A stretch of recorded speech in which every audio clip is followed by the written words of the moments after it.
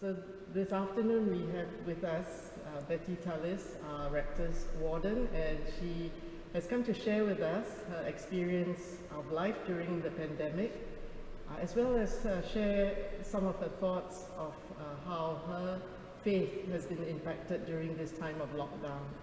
So we're happy to have Bettie with us today. Bettie, good to have you with us, and if you would like to share with us some of your thoughts and reflections during this time of pandemic.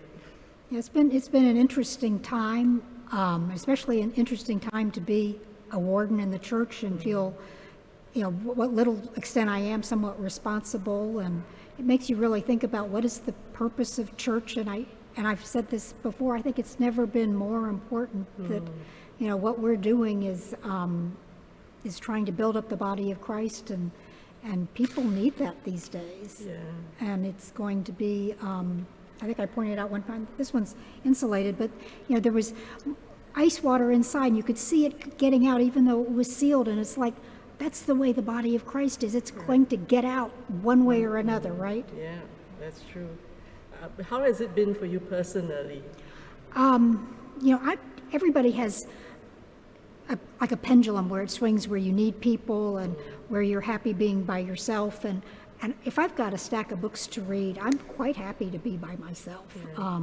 I'm not, we have watched a little more television than normal. We watched Funny Girl with Barbara Streisand, and she sings, "People who need people are the luckiest people in the world." And she's right, but I think if you're totally at that end, it must be much more of a problem. Right. And I'm married and I've got a great husband, and so we get along really well. I mean, there are times when it's like we each need a little more space, but it's fine. Right. And our family is all in the U.S. where the virus is rampant right now, but everybody so far is healthy. Even my 89-year-old mother who lives in a retirement community, I get an email every day, and as of today, no COVID on the campus, and so that's just such a blessing. Yeah, that's the kind of news you want to get. Yes. Every day, Yeah. which is good. So when restrictions started to lift, what were the things you were able to do and chose to do? Like when you were able to go outside, were there activities you did? We started doing a walk every day. I mean, we had come back from the U.S. and the first few days were before anybody knew what was going down. So we came down on a Monday, and then Friday they said if you'd been out of the country less than 2 weeks, you needed to self-quarantine for the rest of those 2 weeks. But the instructions were vague, and from what we read at the time, we thought it was okay to go for a walk as long as you didn't get near people. So we've been for a walk every day, even when we supposedly shouldn't have, but we didn't know that at the time. And I don't think we didn't get sick ourselves, so hopefully we weren't somebody who gave it to anybody. And there were not many people outside also. No, it was cold, and it was like if the weather was bad, you knew you weren't going to see anybody. Right. So, and of course in early March there were lots of days like that, right? So how have you and Mark managed with the not being able to come to church on Sundays? What has that experience been like for you, where worship is concerned? Yeah, no, we always tune in at 10 o'clock. I used to come for the Sunday school hour, but that was instigated, it was my own desire, but also because Mark was coming here for choir practice. Right. And if he's not coming here for choir practice, I'm not really ready to sign on to Sunday school at 9 o'clock or whatever. So, so we've been doing that, and I've been, there've been wardens meetings on Zoom. Right. We've been participating in the Grace Cafe after church, the coffee hour, where you bring your own coffee. How has that been? It's been good. Yeah. I mean, it's been really nice to see people that you don't normally see, and there are people who have been participating that were not people I normally spend a lot of time chatting with in person. So it's been good to get to know them better. I miss the people that I don't see that I used to talk to. So, but that's the way it.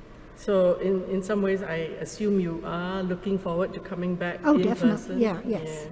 But being a warden, you're also, sort of responsible to make sure everybody does their part to keep all the sort of protocols that we need to keep up. That's why I give you those notes to read. Yeah, so maybe in closing, you'd like to share how your faith has been strengthened because of what we've had to go through.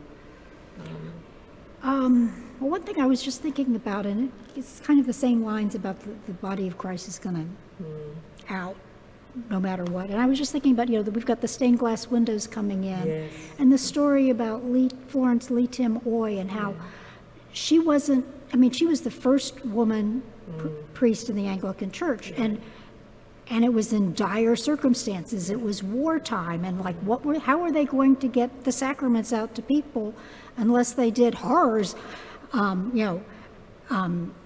What's the word? Make a woman into a priest, ordain a priest. Right.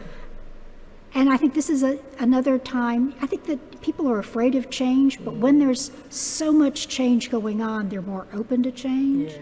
And I think that it's a good story for our times that, we're going to reinvent ourselves. Right. So you sound really hopeful, and that's an encouragement to me, because you can see the positive things that can come out of this time, and we're anticipating that as well once we can gather together and hear stories from each other as well. So thank you, Betty, for taking this time to share with us and encouraging all of us as well in the church. So thank you for your work that you do as a warden as well. Okay, and thank you for putting me in a position where I needed to think about what I was going to say about these things. Sure.